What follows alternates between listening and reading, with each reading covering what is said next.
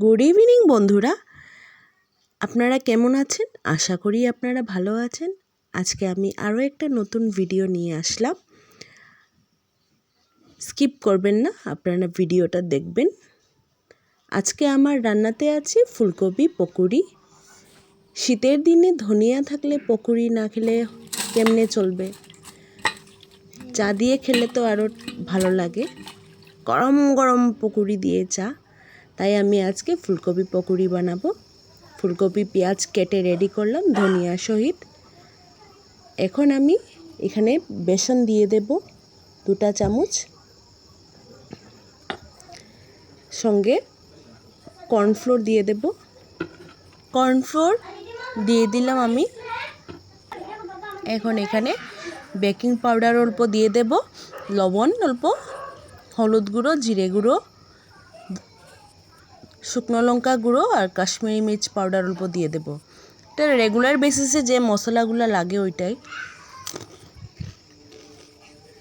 এখন আমি এখানে পরিমাণ মতো জল দিয়ে দেব, যতটুকু লাগবে ব্যাটারে।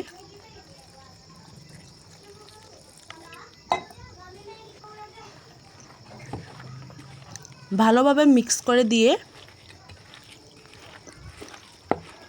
এখন আমি এগুলা কড়াইয়ে ফ্রাই করা স্টার্ট করব।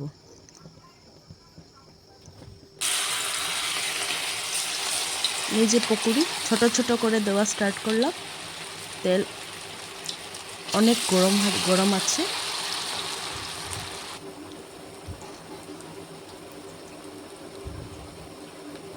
সঙ্গে থাকবে চা, আর আমার ছোট্ট মেয়েটার ম্যাগি, বয়েল ম্যাগি খাবে।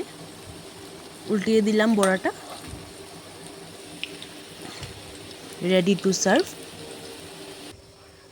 শেষ, কমপ্লিট আমার বড়া। এখন আমি সবাইকে চা দেব বড়া দিয়ে।